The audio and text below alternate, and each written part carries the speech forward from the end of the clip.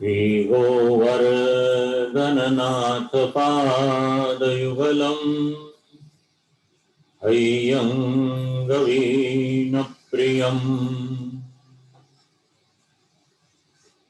नित्यं श्रीमथुराधिपं सुखकरं श्रीविठ्ठलेशं मुदा श्रीमद्वारवतीश गोकुलपतिं श्रीगोकुलेन्दुं विभुं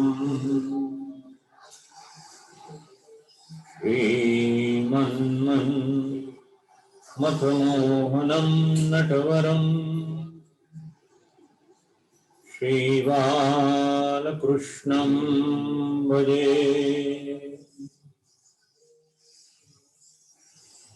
बुद्धिप्रेरककृष्णस्य पादपद्मं प्रसीदतु ध्यानासमर्थजीवानामस्माकं सर्वदा स्वतः।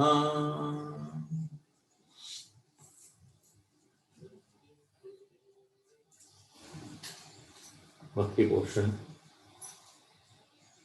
तारीख 9 मार्च 2021 ભક્તિ પોષણનું દ્વિતીય સત્ર એનો આપણે આરંભ કરીએ. એમાં ભગવત શ્રી ચરણોમાં સદૈન્ય દંડવત પ્રણામ કરી આ અઠવાડિયાના આ સત્રના યુએસએના ત્રણેય મનોરથી પરિવારો શ્રીમતી સુધાબેન હરેશભાઈ કાપડિયા અને એમનો પરિવાર, શ્રીમતી અલકાબેન મહેશભાઈ સ્વાલી અને એમનો પરિવાર, અને શ્રીમતી સરુણાબેન ગોકુલ પરીખ અને એમનો પરિવાર, ન્યુયોર્ક ન્યૂજર્સીના આ ત્રણેય પરિવારો વતીથી આપ સર્વ વૈષ્ણવોનું ભગવત સ્મરણ કરું છું. સત્રના આરંભમાં સર્વપ્રથમ આપ સર્વને હૃદયપૂર્વકના ખૂબ ખૂબ અભિનંદન, સાધુવાદ કે ભક્તિ પોષણનું પ્રથમ સત્ર જે ગઈકાલે આપ લોકોએ શ્રવણ કર્યું એના પ્રતિભાવ જે મને જાણવા મળ્યા, ભગવત કૃપાથી આપે આ સત્રને વધાવ્યું એનો ખૂબ આનંદ છે. ગઈકાલે આપણે ગ્રંથ અને ગ્રંથકાર એ વિશે એક વિચાર કર્યો. ગ્રંથના મુદ્દાઓ વિશે સંક્ષિપ્તમાં માહિતી આપી મેં આપને, અને ગ્રંથકાર વિશે વિસ્તારથી સમય અનુસાર કંઈક વાણી પવિત્ર થઈ. હવે ગઈકાલે જે 101 ચંદ્રાવળા એના મુદ્દાઓ મેં આપ લોકોને કહ્યા. ઘણા વૈષ્ણવોનો એવો અનુભવ છે કે કેવળ ભાષાંતર વાંચે, મૂળ ગ્રંથ વાંચે તો ક્યારેક એટલી બધી સમજણ ન પડે જેટલી એની પર વિવરણ હોય તો પડે છે. તો ભક્તિ પોષણ પણ એક એવો ગ્રંથ છે જેની પર ભગવત કૃપાથી આપણને વિવરણ મળી રહ્યું છે. હવે આ વિવરણ લખ્યું કોણે? તો આજે આપણા 3 મુદ્દાઓ જે વિચારવાના છે શરૂઆતમાં, પછી ગ્રંથનું મંગલાચરણ લઈશું. તો આ વિવરણ, ગ્રંથ ઉપર વિવરણ કરનારનો પરિચય આપું તો ગોલોકવાસી પૂજ્ય શ્રી યશતારામ હરિજીવન શાસ્ત્રીજી, જેમણે આ ગ્રંથ ઉપર વિવરણ લખ્યું છે. સંબંધ વિચારું હું તો મારા પરદાદાજી થાય, ગ્રેટ ગ્રાન્ડફાધર.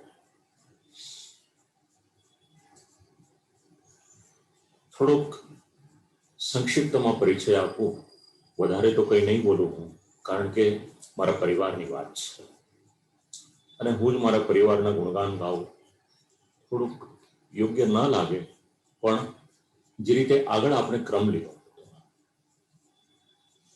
જે ગ્રંથકાર અથવા તો જે વિવરણકાર હોય એમની થોડીક માહિતી આપણને હોય તો એ સાનુકૂળ થઈ શકે. એટલા માટે એક શિષ્ટાચારથી આપણું એક કર્તવ્ય થાય છે, એ કર્તવ્ય ભાવનાથી થોડોક પરિચય આપવો. આપણે મૂળતઃ અમારો પરિવાર શ્રી ગોસાઈજી પ્રભુચરણના સેવક શ્રી વિઠ્ઠલદાસજી જોશી એ પરિવાર છે. પ્રકટ વાર્તામાં ઉલ્લેખ નથી, પણ પ્રભુ કૃપાથી ત્યારથી પુષ્ટિમાર્ગની પરંપરા છે અને શ્રીમદ ભાગવતજીની પરંપરા છે. પ્રભુ કૃપાથી એમાં 15મી પેઢીએ હું આવું છું. તો મારા પૂર્વજ, મારા પ્રપિતામાં, મારા પરદાદાજી ગોલોકવાસી પૂજ્યશ્રી જ્યેષ્ઠારામ હરિજીવન શાસ્ત્રી કથાકાર હતા, વિદ્વાન હતા, જ્યોતિષ વગેરેમાં પણ ખૂબ જ આગળ પડતું એમનું નામ હતું અને કાવ્ય રસિક હતા. વિક્રમ સંવત 1941માં કારતક સુદ 14ના દિવસે એમનો જન્મ થયો હતો ઉમરેઠમાં. શિવોડ માલવ્યા બ્રાહ્મણ અમે લોકો લગભગ 76 વર્ષનું એમનું આયુષ્ય રહ્યું. કુલ પરંપરા અનુસાર ઘણું જ જ્ઞાન પ્રાપ્ત કર્યું, અગાધ જ્ઞાન હતું અને જ્ઞાન સતત એનું વિતરણ કર્યું. પોતે અધ્યયન કર્યું ઉમરેઠ, ડાકોર, પેટલાદ અને બનારસ એટલે કાશીમાંથી. અનેક પદવીઓ મળી. એમાં ખૂબ જ ગૌરવવંતી એક પદવી એ મહામહોપાધ્યાય. એવી જ રીતે સંસ્કૃત મણી અને એવી જ રીતે સત્સિદ્ધાંત વિશારદ, શાસ્ત્રાર્થી પંડિત હતા. શ્રીમદ ભાગવત સપ્તાહ ઉપરાંત અનેક વિષયો પર વાણી પવિત્ર કરી, એ તો બરાબર છે.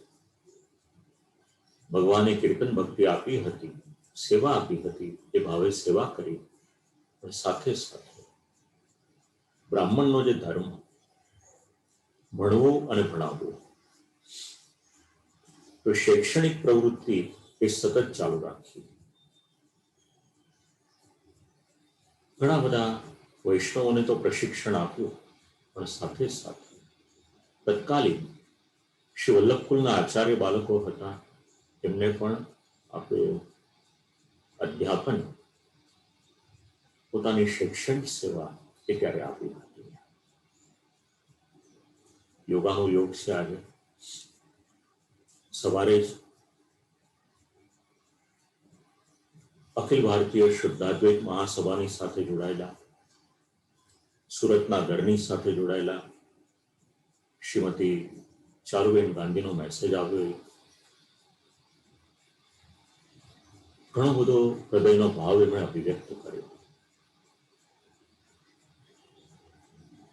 મને લાગ્યું ભગવાને એક વૈષ્ણવના ભાવ દ્વારા સંદેશ મોકલ્યો કે આ સત્રથી પ્રભુની પ્રસન્નતા છે.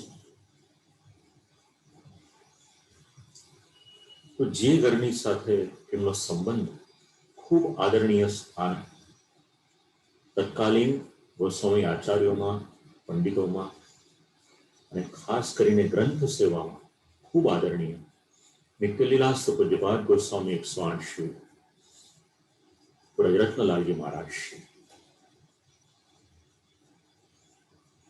नित्य लीलास्त पूज्यपाद गोस्वामी 108 श्री ब्रजभूषण लाल जी महाराज श्री कांकरोली। नित्य लीलास्त पूज्यपाद गोस्वामी 108 श्री मुकुलनाथ जी महाराज श्री मुंबई।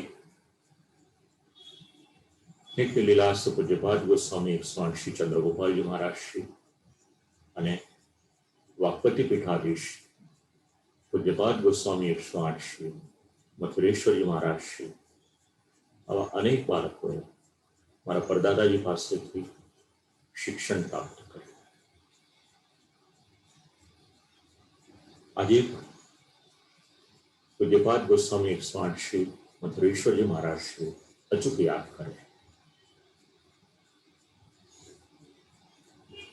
ઘણા બધા પ્રસંગો છે, પણ એક પ્રસંગ આપ લોકોને સંક્ષિપ્તમાં એટલો કહીશ. પુષ્ટિમાર્ગની પર પ્રહાર થયા હતા. તત્કાલીન અન્ય સંપ્રદાયના પંડિતોએ ઘણો પ્રહાર કર્યો હતો અને એ સમયે શાસ્ત્રાર્થ થયો હતો. અને શાસ્ત્રાર્થમાં મારા પરદાદાજી એમણે શાસ્ત્રાર્થ કર્યો હતો અને પુષ્ટિમાર્ગની પતાકા એને લહેરાવી હતી. સાવલી શાસ્ત્રાર્થ પ્રકરણ નામનું એક પુસ્તક પ્રકાશિત થયું હતું. એમાં આખો જ આ ઇતિહાસ આપેલો છે. તત્કાલીન પ્રકાંડ પંડિત હતા. 3 વર્ષનો સમય ભક્તિ પોષણને આપ્યો. વિવેચન કર્યું હતું. હું આપ લોકોને એ વિવેચનમાં કયા કયા ગ્રંથોના સંદર્ભ લીધા છે હું જણાવું આપ લોકોને. કૈવલ્યોપનિષદ, શ્રીમદ ભગવદ ગીતા, શ્રીમદ ભાગવત, પદ્મપુરાણ, છાંદોગ્ય ઉપનિષદ, શ્વેતાશ્વતર ઉપનિષદ, શ્રુતિ, વેદનારાયણ, સ્કંદ પુરાણ, ગોપાલ તાપિની ઉપનિષદ, પિયુષ લહેરી, મહાભારત, ષોડશ ગ્રંથ અંતર્ગત નવરત્નમ, વિષ્ણુ સહસ્ત્ર નામ સ્તોત્રનું ભાષ્ય, પાંડવ ગીતા, અધ્યાત્મ રામાયણ, વસ્તુ વૃંદ પ્રદીપિકા, કામાખ્ય દોષ વિવરણ, વશિષ્ઠ સ્મૃતિ, 84 વૈષ્ણવના વાર્તા પ્રસંગ, તત્વાર્થ દીપ નિબંધ, સુબોધિનીજી, બૃહદારણ્યક ઉપનિષદ, નારદ ભક્તિ સૂત્ર, વામન પુરાણ, દુસ્સંગ વિજ્ઞાન પ્રકાર, સનત સુજાતીય, ધર્મશાસ્ત્ર, બ્રહ્મ પુરાણ, કઠોપનિષદ, માર્કંડેય પુરાણ, ભક્તમાલ, કુર્મ પુરાણ, ગુરુ ગીતા, ચંદ્રકાંત, રાજા ભર્તૃહરિનું શતક, બાલ પ્રબોધિની, વિવેક ધૈર્યાશ્રય નિરૂપણ, સાર સંગ્રહ, સકલ શાસ્ત્ર નિરૂપણ, બ્રહ્મ પુરાણ, આવા લગભગ 46 જેટલા ગ્રંથોના પ્રમાણો મારા પરદાદાજીએ આ ભક્તિ પોષણ છે એને સમજાવવાને માટે વિવેચનમાં લખેલા છે. આટલા બધા ગ્રંથો તો આપણે વાંચી ન શકીએ, પણ લગભગ 3 વર્ષ સુધી અમને પરિશ્રમ કરી અને આટલો બધો સમય, કારણ કે પોતાને કાવ્યમાં રસ હતો, શાસ્ત્રનું જ્ઞાન તો હતું જ, માટે ખૂબ શ્રદ્ધાથી આની પર વિવેચન કર્યું. આ ગ્રંથના વિવેચકનો પરિચય, એની પછી આજે આપ લોકોને દર્શન થઈ રહ્યા છે. એમાં મારી આ તરફનું જે ચિત્રજી છે મારા પરદાદાજી ગોલોકવાસી પૂજ્ય શ્રી જયરામ શાસ્ત્રીજી છે, અને આ બાજુનું જે ચિત્રજી છે એમાં મારા દાદાજી ગોલોકવાસી પૂજ્ય શ્રી રમણલાલ જયરામ શાસ્ત્રીજી છે, જેમની સ્મૃતિમાં સત્રનું આયોજન થયું છે. તમારા પરદાદાજીએ આટલો બધો પરિશ્રમ કર્યો. હવે એ ગ્રંથને પ્રકાશિત કરવાનો, એ સેવા ખૂબ રસ લઈ મારા દાદાજીએ કરી. મારા દાદાજી 90 વર્ષ કરતા વધારે સમય સુધી ભૂતલ પર બિરાજમાન રહ્યા. પછી ગોલોકવાસ થયો. રક્ષાબંધનને દિવસે વિક્રમ સંવત 1966માં એમનો જન્મ થયો. ઘણી બધી પદવીઓ હતી, ઘણા બધા ગોલ્ડ મેડલ, સિલ્વર મેડલ, ઘણા સર્ટિફિકેટ્સ, વેદાંત વાચસ્પતિ, શુદ્ધ અદ્વૈત રત્ન, વ્યાખ્યાન ભૂષણ, સાહિત્ય ભૂષણ, વ્યાખ્યાન વિશારદ, સાહિત્યમણિ, એટલી બધી પદવીઓ એમની પાસે હતી. આ જીવન જ્ઞાન સંપાદન અને એનું વિતરણ અને સાથે સાથે ઘણી બધી પ્રવૃત્તિઓ કરી. પુષ્ટિમાર્ગીય પાઠશાળાઓમાં શૈક્ષણિક ઘણી સેવાઓ આપી. હાલોલ હોય, પેટલાદ હોય, ડભોઈ હોય, મુંબઈનું સ્થાન હોય, માધવબાગ હોય, એ કાંદિવલીમાં લક્ષ્મીનારાયણનું મંદિર હોય, લગભગ 3,000 કરતા વધારે વૈષ્ણવોને અધ્યયન કરાવ્યું. પુષ્ટિમાર્ગના સિદ્ધાંતો, ધર્મના સિદ્ધાંતો, એનો આજીવન પ્રચાર પ્રસાર કર્યો.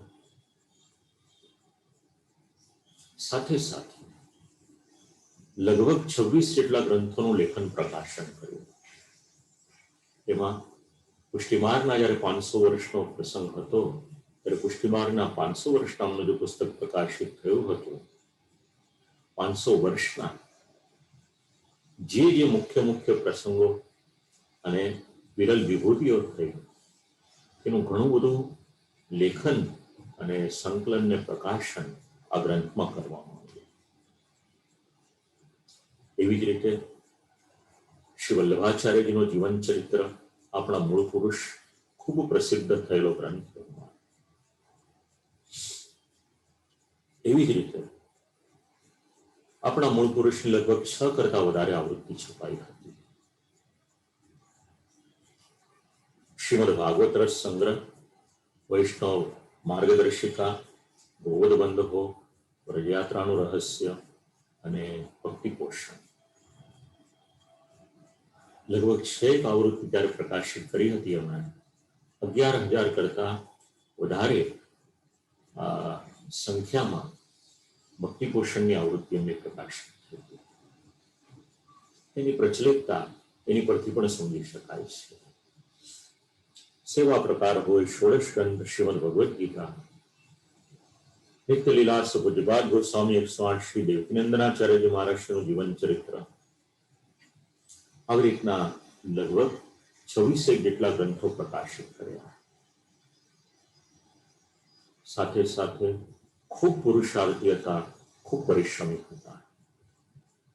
જે સમયે કોઈ કથાકારો વિદેશ નતા પધારતા, એ સમયે ભારતમાંથી વિદેશ યાત્રા કરનાર સર્વપ્રથમ કથાકાર મારા દાદાજી હતા. સ્ટીમરમાં બેસીને જવું પડતું ત્યારે. એમાં પણ રસોઈ જાતે બનાવવાની. અને એ રીતે અનેક દેશોની ત્યારે યાત્રા કરી. આજુબાજુમાં સિલોન હોય, એડન હોય, ઈસ્ટ આફ્રિકા હોય, અને આ બાજુ અમેરિકા, સિંગાપુર, મલેશિયા, આવી રીતે ઘણી યાત્રાઓ કરી. અને સતત ધર્મનું જે તત્વ, જ્યાં જ્યાં જે વર્ગ હોય એમના અધિકાર મુજબ એમને સમજાવ્યું. વિશાળ પરિવાર હોવા છતાં પણ જે પણ આવે એવું નહીં કે બધું જ ઘરે લઈ જાઓ. ઘણા સખાવતી કાર્યો કર્યા. આજે પણ અમુક ગામોમાં એમના નામની તકતી લાગેલી છે. ક્યાંક આવી હોય ભેટ, સીધું કોઈ મંદિરના જીર્ણોદ્ધાર માટે આપી હોય, કોઈ સખાવતી કાર્યને માટે આપી હોય, કોઈ શૈક્ષણિક કાર્યને માટે આપી હોય, સતત દાન લેવું અને દાન દેવું આ બંને એમના જીવનમાં. સતત લક્ષ્મીની શુદ્ધિ એમના જીવનનો એક ભાગ હતો. અને ઉત્તરાવસ્થામાં ઉમરેઠમાં ગૌશાળા એના દ્વારા ગાયોની સેવામાં જીવન સમર્પિત કર્યું.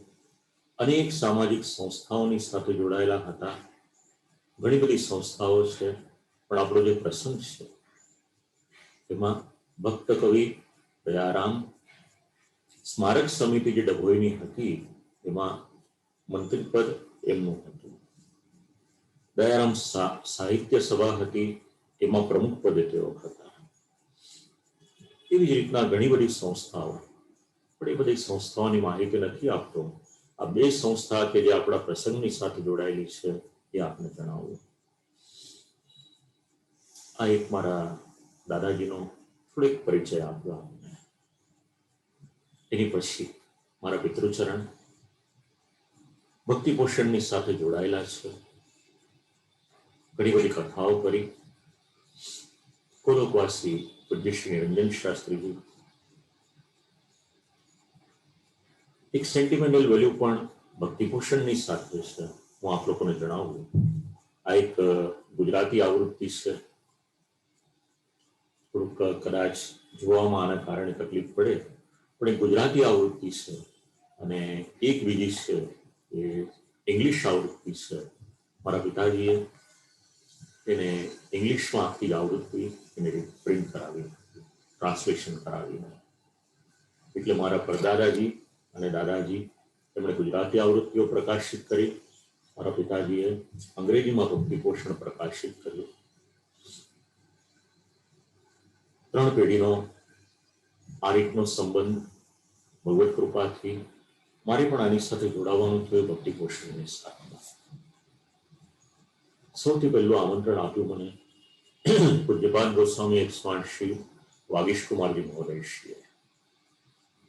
ભક્તિ પોષણને માટે વક્તવ્યનું આયોજન થયું હતું વડોદરામાં. ત્યારે મને ડભોઈ શ્રી દયારામભાઈનું જે સ્થાનક છે ત્યાં આગળ જવાને માટેનું સૌભાગ્ય પ્રાપ્ત થયું હતું. ગઈકાલે જે મેં આપ લોકોને ચંદ્રાવળાની સંક્ષિપ્ત માહિતી આપી એ સંશોધન મેં ત્યારે કર્યું હતું. અત્યારના પણ જે આપ લોકોને મારા પરદાદાજીએ જેટલા ગ્રંથો લીધા એનું સંશોધન પણ મેં ત્યારે કર્યું હતું. તો પ્રભુ કૃપાથી પૂર્વજોએ જે ગ્રંથને માટે સેવા કરી, ભગવાને કદાચ નિશ્ચિત કર્યું હશે કે મારી પણ આ કીર્તન સેવા આ ગ્રંથ દ્વારા પ્રભુ સુધી પહોંચી શકે. અને સાથે સાથે 4થી પેઢીમાં હું આવું અને 5મી પેઢીમાં મારો દીકરો. ભલે અત્યારે ભક્તિ પોષણ પણ વક્તવ્ય નથી આપી રહ્યો, પણ પ્રભુ કૃપાથી આખો જે ટેક સપોર્ટ જોઈએ છે એ બધી જ રીતના એક પ્રોવાઈડ કરે છે. એ રીતના એની સેવા શ્રી ઠાકોરજી સ્વીકારે છે. માટે 5 પેઢી પ્રભુ કૃપાથી આ સેવાના કાર્યમાં ભક્તિ પોષણમાં અમારી જોડાયેલી છે. આ જીવનનો સૌભાગ્ય છે. એટલા માટે આ ભક્તિ પોષણ એની સાથે એક લાગણી છે, એક લગાવ છે. પણ દર વખતે કંઈક ને કંઈક નવું ઉમેરો થાય તો સારું. એટલા માટે આ વખતે પણ આમાં સંશોધન કાર્ય કરેલું છે. મેં આપ લોકોને મારા પરદાદાજીના જે ગ્રંથો કયા ભક્તિ પોષણને માટેના એ લગભગ 46 જેટલા ગ્રંથો છે કે જેના આમાં કોટ કરેલા છે. એટલું આપણે લઈએ તો પણ પર્યાપ્ત છે. છતાં મને એવું લાગે કે હજી આમાં કંઈક આપણે વધારે ઉમેરો કરી શકીએ તો એમાં પણ થોડોક ઉમેરો વિચાર્યો છે. પછી તો શ્રી ઠાકોરજી જે પ્રમાણે બોલાવશે એ પ્રમાણે.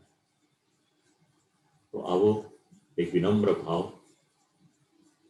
5 મુદ્દા જે વિચારવાના હતા અહીંયા સુધી વિચાર્યા આપણે. હવે આપણે પ્રવેશ કરીએ છીએ ગ્રંથમાં. આપણે ત્યાં એક પરિપાટી છે, એક પરંપરા છે, મંગલાચરણ કરવાનું. આપણે જે ગ્રંથ આજ દિવસ સુધી શ્રવણ કર્યા એ દરેક ગ્રંથમાં મંગલાચરણ આપણે કર્યું. શ્રીમદ ભાગવત થી લઈ અને જેટલા ગ્રંથો શ્રવણ કર્યા દરેકમાં. અને આપણે જ્યારે સત્રની શરૂઆત કરીએ છીએ ત્યારે પણ મંગલાચરણ કરીએ છીએ. શાસ્ત્ર સમજાવે છે 3 પ્રકારનું મંગલાચરણ છે. આશીર્વાદાત્મક, વસ્તુ નિર્દેશાત્મક આ જે મંગલાચરણના પ્રકાર છે અને નમસ્કારાત્મક, શાસ્ત્ર એ વાત પણ સમજાવે છે, સમાપ્તિ કામો મંગલમ આચરે. કોઈ કાર્યની આપણે શરૂઆત કરીએ, એ કાર્ય સારી રીતે સંપન્ન થાય એટલા માટે પણ મંગલાચરણ કરવું જરૂરી છે. તો એ મંગલાચરણ આ ગ્રંથના આરંભમાં પણ કરવામાં આવ્યું છે. કવિ સમ્રાટ ભક્ત પ્રવર શ્રી દયારામભાઈ કૃત ભક્તિ પોષણની આજે આપણે મંગલાચરણથી શરૂઆત કરીએ છીએ. એક એક ચંદ્રાવળા, એનો અર્થ અને પછી એનું જે વિવરણ છે, વિવેચન છે, પ્રભુ કૃપાથી જે પણ શ્રી ઠાકોરજી બોલાવશે.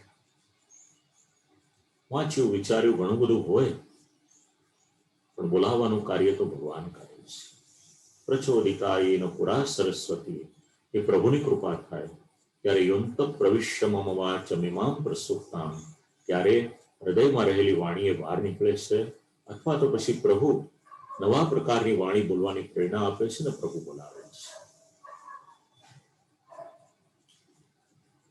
તો ભગવત શ્રી શરણોમાં એ જ વિનંતી કરીએ કે પ્રભુ વાણી એવી બોલાવજો જેના દ્વારા આપનું હૃદય પ્રસન્ન થાય.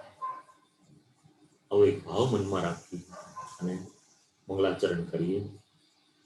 જેમની જેમની પાસે ગ્રંથ બિરાજમાન છે એમને ઘણો આધાર રહેશે. ન હોય તો પણ ચિંતા ન કરશો, પ્રભુ કૃપાથી એટલો જ આનંદ આવશે. મંગલાચરણના જે 3 પ્રકાર આપ લોકોને હમણાં સમજાવ્યા, એમાંનું એક છે નમસ્કારાત્મક મંગલ. એ મંગલ કેવું હોય? જેમાં ગ્રંથને, ગુરુને, ભગવાનને જે પણ હોય, ગ્રંથકારનો જેમનામાં વિશેષ ભાવ હોય એ પ્રમાણે ત્યાં પ્રણામ કરવામાં આવે છે. નમસ્કારાત્મક મંગલ. તો એ નમસ્કારાત્મક જે મંગલ છે,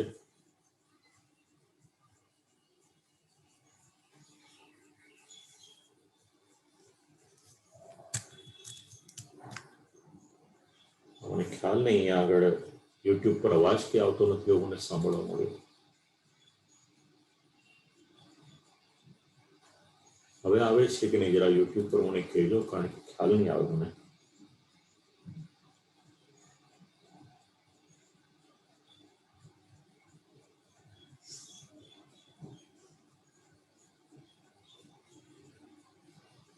યુટ્યુબ પર અવાજ આવે છે? મને જરાક જણાવી શકશો?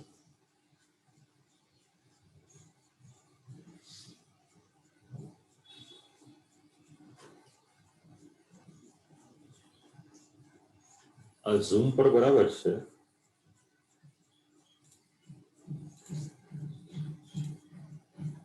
આ યુટ્યુબ પર કોઈ રિપ્લાય આપી શકશો મને જરા પ્લીઝ?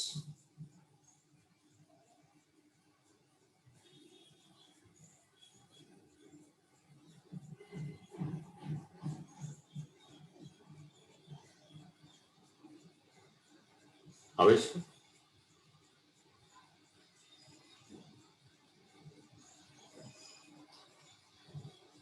ઝૂમ પર તો બરાબર છે.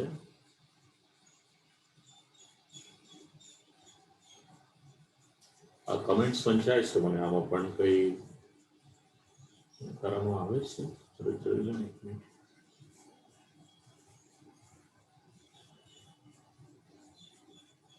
એક મિનિટ જરા ચેક કરી લે. એક મિનિટ.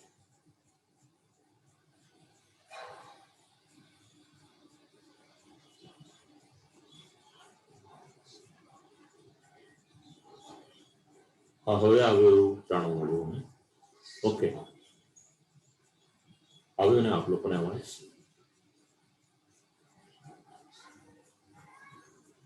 પરમિત હવે નોકેશ છે હવે આમાં? ઝૂમ પર તો બરાબર છે, એ તો વાંચ્યું.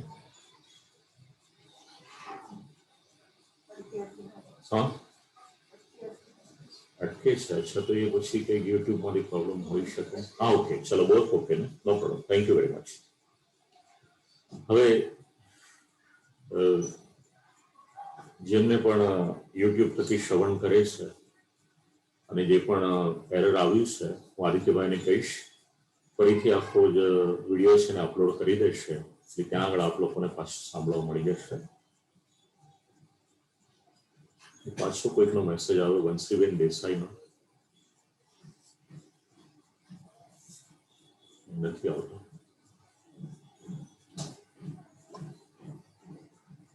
હું એક વાર ટ્રાય કરી લઉં, 1 મિનિટ.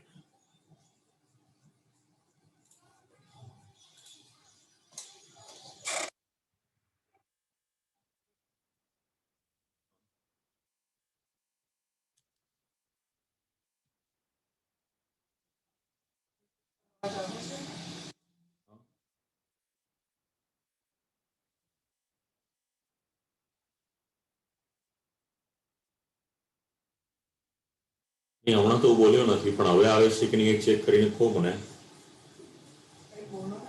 હા, ચાલુ છે ને બોલવાનું.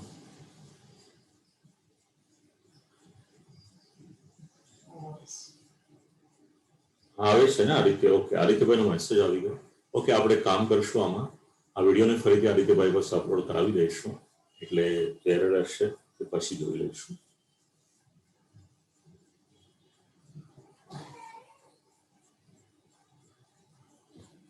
ઓકે, ચાલો, ફાઇન.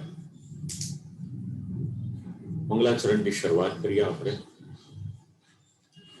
ચંદ્રાવળા છંદ છે 108, 101 ચંદ્રાવળા છે. શ્રી ગુરુ વલ્લભ દેવને હું પ્રથમ કરું પ્રણામ. શ્રી વિઠ્ઠલ, શ્રી કૃષ્ણ, શ્રી યમુને મહાપૂર્ણ કામ. પૂર્ણ કામ દામોદરદાસ, અષ્ટ સખા પુરો પુરવાસ. શુભમતિદ્યો અતિ પરમ પવિત્ર, ભક્તિ સુપોષણ ગાઉ ચરિત્ર. સેવો શ્રી કૃષ્ણ કૃપાળ.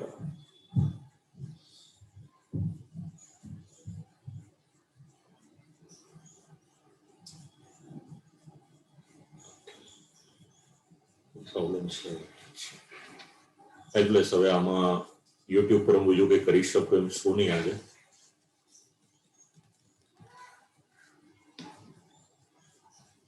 શરૂઆત એવી રીતના કરી છે કે મારા અજ્ઞાન રૂપી અંધકારને દૂર કરનાર શ્રી આચાર્ય ચરણ અથવા તો પછી બ્રહ્મ સંબંધ જ્યાંથી પ્રાપ્ત થયા શ્રી વલ્લભલાલજી મહારાજશ્રીને પ્રણામ કરું છું.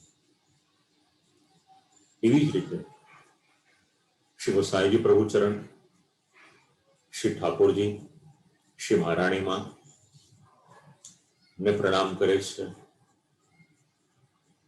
84 વૈષ્ણવોના સર્વપ્રથમ વાર્તા પ્રસંગે આવે છે શ્રી દામોદરદાસ રસાણીજીને પ્રણામ કરે છે અને અષ્ટ સખાને પ્રણામ કરે છે. આટલો પ્રણામ કરી અને એક ખૂબ મહત્વનું પદ છે, દરેક ચંદ્રાવળામાં આવેલું છે, સેવો શ્રી કૃષ્ણ કૃપાળ. આપણે કામ કરીશું. આજે સેવો શ્રી કૃષ્ણ કૃપાળ છે એની પર એક દિવસનું આખું વક્તવ્ય રાખીશું. કારણ કે દરેક ચંદ્રાવળામાં આ એક પદ છે, એનું મહત્વ કેટલું હશે એ વિચારી શકાય છે આપણે. તો આજે આપણે શરૂઆત કરીએ. એમાં સર્વપ્રથમ જે મંગલાચરણ છે એ મંગલાચરણમાં જે ભાવ સમજાવવામાં આવ્યા છે, એક વાત યાદ રાખીએ, ગ્રંથનો મૂળ વિષય છે ભક્તિ. આગળ ઉપર ઘણા બધા ચંદ્રાવળા એના માટેના આવશે, તો 2 વિષય એવી રીતના વિચાર્યા છે. એક વક્તવ્ય ભક્તિ વિશેનું રાખીશું અને બીજું વક્તવ્ય છે એ સેવો શ્રી કૃષ્ણ કૃપાળ એટલે ભગવત સેવાને માટેનું રાખીશું. શુદ્ધાદ્વૈત બ્રહ્મવાદ એના જે સિદ્ધાંતો છે એ પણ આપણને જાણવા મળશે અને ભાવનું પણ પોષણ થશે, સાથે સાથે જ્ઞાન પણ મળશે. બંનેનો સમન્વય કરી અને આપણે ચાલીશું આગળ. તો સર્વપ્રથમ શ્રી ગુરુ વલ્લભ દેવને. આર્યાવર્તની પરંપરા છે, ગુરુ પરંપરા. ભગવાનથી આરંભ થઈ અને ખૂબ સુંદર આપણે ત્યાં ગ્રંથ છે સત સિદ્ધાંત માર્કંડ. કેટલાક વિષયો એવા છે કે જે વિચારીને રાખેલા છે. જ્યારે સાનુકૂળતા હશે, જેવી રીતે શુદ્ધ ગીત શ્રવણ કરવાની આપ લોકોની જિજ્ઞાસા છે, એવી જ રીતે એક વિષય એવો વિચાર્યો છે આદિત્યભાઈ, ક્યારેક સાનુકૂળતા હશે તો શુદ્ધાદ્વૈત બ્રહ્મવાદને માટે આખું જે પ્રશિક્ષણ સત્ર રાખીશું, જેમાં પુષ્ટિ માર્ગના ઘણા બધા વિષયો છે એને આપણે આવરી લેવાના. વેદાંત આપણને સમજતા વાંચવા બેસીએ તો બહુ અઘરું લાગે, પણ એ જ વેદાંતને જો સરળ કરીને આપણે શ્રવણ કરીએ અને પછી વાંચીશું તો જે માર્ગમાં આપણે છીએ એને સમજવાનું આપણા સર્વનું કર્તવ્ય છે. અત્યારના આપણે કહીએ શુદ્ધાદ્વૈત બ્રહ્મવાદ તો બહુ ભારે ભારે શબ્દ લાગે, પણ એને જ આપણે છૂટા છૂટા પાડી દઈએ તો શુદ્ધ શું છે, અદ્વૈત શું છે, બ્રહ્મ શું છે અને વાદ શું છે, આવો બધો આપણે વિચાર કરીશું. મને એવી ખાતરી છે કે લગભગ આપ સર્વને એ વિષયમાંથી ઓછામાં ઓછું 60 થી 70% તો સમજાઈ જશે. પછી 30% પહોંચી વળાશે, વાંધો નહીં આવે. 70% ની 50% સમજાઈ જશે તોય ઘણું છે આપણા માટે. આપણે ક્યાં શાસ્ત્રાર્થ કરવાનું છે? આપણે તો જે માર્ગમાં છીએ, જે સંપ્રદાયમાં છીએ, એનું નોલેજ લેવાનું છે ને આપણે. તો ક્યારેક એ પણ વિચારીશું આપણે, ઠાકોરજી આટલા બધા મનોરથ પૂર્ણ કર્યા છે, એ પણ અવશ્ય પૂર્ણ કરશે. સર્વપ્રથમ ઉલ્લેખ કર્યો છે શ્રી ગુરુ વલ્લભદેવને. ગુરુની યોગ્યતા તો મેં આપ લોકોને જણાવી હતી. શ્રી મહાપ્રભુજીના શબ્દો છે, કૃષ્ણ સેવા પરમ ભિક્ષ્ય દંબાદિ રહિતમ નરમ શ્રી ભાગવત તત્વજ્ઞમ ભજે જિજ્ઞાસુરાગનાથ તદભાવે સ્વયં વાપી મૂર્તિમ કૃત્વા હરે ક્વચિત પરિચર્યામ સદા કુર્યાત તદ્રૂપમ તત્ર ચ સ્થિતમ. આ તત્વાર્થ દીપ નિબંધ એમાં સર્વ નિર્ણય પ્રકરણમાં શ્રી આચાર્ય ચરણે જે સમજાવ્યું હતું, આપ લોકોને આ વિષયનું ખૂબ વિશ્લેષણ આપણે સાધન દીપિકા જ્યારે કરી ત્યારે વિચાર્યું હતું. અને આગળના વિષયોમાં પણ આવશે. તો ગુરુ એક વ્યાખ્યા યાદ કરાવી દઉં, કેવળ જીવનનો અંધકાર દૂર કરી અને જીવનમાં પ્રકાશ ફેલાવે તેનું નામ ગુરુ છે. તો સર્વપ્રથમ પ્રણામ કરે છે ગુરુને. આખી જે પરંપરા છે આપણે ત્યાં, આચાર્ય પરંપરા છે, ગુરુ પરંપરા છે. શ્રી મહાપ્રભુજીના પ્રાકટ્યનું પ્રયોજન પણ વિચારીએ. સંપ્રદાયમાં ગુરુ સ્થાને કોઈ બિરાજમાન છે તો શ્રી મહાપ્રભુજી બિરાજમાન છે. સર્વોત્તમ સ્તોત્રમાં તો આપણે નામ પણ બોલીએ છીએ, શ્રી કૃષ્ણ જ્ઞાન દો ગુરુ હો, શ્રી આચાર્ય ચરણ છે. અને શ્રી આચાર્ય ચરણે ખૂબ પરિશ્રમ કર્યો આપણા સર્વને માટે. અને પરિશ્રમ એટલો બધો કર્યો, ભૂતલ પર આપશે પધાર્યા. જેટલા જેટલા દૈવી જીવો હતા એ દૈવી જીવોને શરણે લીધા, અને દૈવી જીવોને શરણે લીધા. અને સાથે સાથે જે રસ આપણે બધા નિરંતર પાન કરી રહ્યા છીએ છેલ્લા લગભગ 1 વર્ષથી, એ શ્રીમદ ભાગવતજીનું અર્થઘટન આપણને સર્વને. અર્થમ તસ્ય વિવેચિતુમ નહિ વિવરો વિશ્વાનરાદ વાક્પતે. શ્રી મહાપ્રભુજી દેવોદ્ધાર પ્રયત્નમાં તરીકે તો પધાર્યા જ છે, પણ સાથે સાથે શ્રીમદ ભાગવતજીનું અર્થઘટન કરવાને માટે પણ ભૂતલ પર પધાર્યા છે. આ વિશેષતા છે. તો સર્વપ્રથમ પ્રણામ કર્યા છે ગુરુ. એમાં 2 અર્થઘટન મળ્યા. એક શ્રી આચાર્ય ચરણ છે અને બીજા બ્રહ્મ સંબંધ પ્રદાતા શ્રી વલ્લભલાલજી મહારાજ છે. આપણે ત્યાં કોઈ પણ આચાર્ય બાલક આપણને બ્રહ્મ સંબંધ કરાવે, પરંતુ મૂળતઃ શ્રી મહાપ્રભુજીનો જ ભાવ એ આચાર્યો પણ પોતાના હૃદયમાં રાખી અને શ્રી મહાપ્રભુજીની કૃપાથી બ્રહ્મ સંબંધ કરાવે છે. એટલે ભલે કોઈ પણ આચાર્ય બાલક દ્વારા આપણે બ્રહ્મ સંબંધ લીધા હોય, પરંતુ આપણા સર્વના ગુરુ એ તો શ્રી મહાપ્રભુજી છે. એ અનેક વક્તવ્યોમાં શ્રી વલ્લભકુલના આચાર્ય બાલકો આ વાત એની આજ્ઞા પણ કરે છે. તો શ્રી ગુરુ વલ્લભદેવને, વલ્લભ શબ્દના બે અર્થ કર્યા. હું પ્રથમ કરું પ્રણામ કર્યા છે. શ્રી વિઠ્ઠલ, શ્રી કૃષ્ણ, શ્રી યમુને, પછી પ્રણામ કર્યા છે શ્રી ગોસાઈજી પ્રભુચરણને. આપણે તો આખું જ નામ રત્નાખ્ય સ્તોત્ર શ્રવણ કર્યું. જો હવેના જેટલા વિષયો લેવાના છે, આગળના પણ વિષયો વિચારીને રાખેલા જ છે. એ દરેકમાં આગળ જે શ્રવણ કરેલું હશે એ અતિશય આપણને કામ લાગશે, ઘણું ઉપયોગી થશે. તો પ્રણામ કર્યા છે શ્રી વિઠ્ઠલ એટલે શ્રી ગોસાઈજી પ્રભુચરણને. ગુરુનું મહત્વ શું વિવરણકાર સમજાવે છે. વિવરણકાર જ્યાં આગળ કહું ત્યાં સમજી લેજો કે મારા પરદાદાજી ગોલોકવાસી પૂજ્ય શ્રી ગીષ્ટારામ શાસ્ત્રીજી એ સમજાવી રહ્યા છે. કારણ કે વિવરણ એમણે લખેલું છે, વિવેચન એમણે લખેલું છે. હરો વૃષ્ટે ગુરુસ્નાતા ગુરુસ્ત્રાતા ગુરુ વૃષ્ટે ન કશ્ચન. હરો વૃષ્ટે ગુરુસ્ત્રાતા. જો કદાચ કોઈ પ્રસંગ એવો આવી જાય કે જ્યારે પ્રભુ કંઈક નારાજ થઈ જાય, તો ત્યારે તો આપણા ગુરુ હોય, ગુરુ કૃપા કરીને આપણું કાર્ય પાર પાડી દે, પણ ન કરે નારાયણ.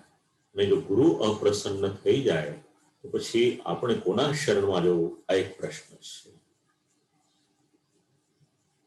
એક ભાવ આપણે ત્યાં એવો પણ મળે છે.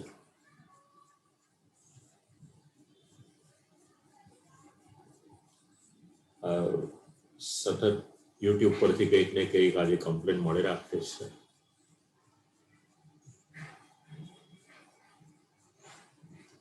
આપણે કામ કરીએ, આજે ઘણા બધા વૈષ્ણવોનો ઘણો રસ હોય છે. 2-5 મિનિટ આજે વાણી પવિત્ર કરી લઈએ, કારણ વૈષ્ણવનો ઉત્સાહ છે, વૈષ્ણવનો રસ છે, એને પોષણ આપવું આપણી જવાબદારી છે. મનોરથી પરિવારોને એટલી વિનંતી કરીશું કે આજનો દિવસ થોડુંક આપણે વહેલો વિરામ લઈએ, કારણ કે જેમની જિજ્ઞાસા હોય શ્રવણ કરવાની, અને જો ભગવાને આપણને માધ્યમ બનાવ્યા તો આપનું અને મારું કર્તવ્ય છે. વૈષ્ણવ આપણા માના જ એક છે. આખી જ પુષ્ટિ સૃષ્ટિ એક જ છે, અને એ પુષ્ટિ સૃષ્ટિમાંથી કોઈ રસપાન કરવામાંથી વંચિત રહે, કોઈનો રસ ખંડિત થઈ જાય, એની કરતા આપણે જે પણ વ્યવધાન આવ્યું, આવતીકાલે આપણે અનુસંધાન લઈ લઈશું ફરીથી, અને આ સત્રનું આપણે ત્યાંથી, કારણ કે થોડુંક એમનું મન જાળવવું જોઈએ મને અંગત રીતે લાગે છે. તો આપણે કામ કરીએ, આવતીકાલે જ આ સત્ર કન્ટિન્યુ રાખીએ. આવતીકાલે બરાબર આપણે 5 વાગે રાખીશું, કારણ કે મહાપ્રભુજીની આજ્ઞા પણ યાદ કરાવવું આપ લોકોને. વૈષ્ણવના ભાવનું શ્રી આચાર્ય ચરણ ધ્યાન રાખે. રામાનંદ પંડિતનો પ્રસંગ છે, તો તમારું ને મારું કર્તવ્ય છે શ્રી મહાપ્રભુજી આપણને જે શીખવાડ્યું છે, એક વૈષ્ણવ તરીકે પણ આપણે એટલું થોડું કોઓપરેટ કરીએ, એમના હૃદયને પણ થોડુંક આપણે સમજીએ, એમની તાલાવેલીને આપણે સમજીએ. તો આવતીકાલે આપણે 5 વાગે શરૂઆત કરીશું. કંઈક જે પણ કારણ હશે, આગળ પણ એક વખત યુટ્યુબમાં આવી રીતના થયું હતું, અહીંયાથી સેટઅપ આમ તો બધું બરાબર છે, નેટ કનેક્ટિવિટી પણ બરાબર છે, પણ જે પણ ભગવદ ઈચ્છા સર્વોપરી છે, જે પણ કારણ હશે એનું આપણે વિશ્લેષણ નથી કરતા, પણ આ સત્ર આપણે આવતીકાલે અવશ્ય કરીશું.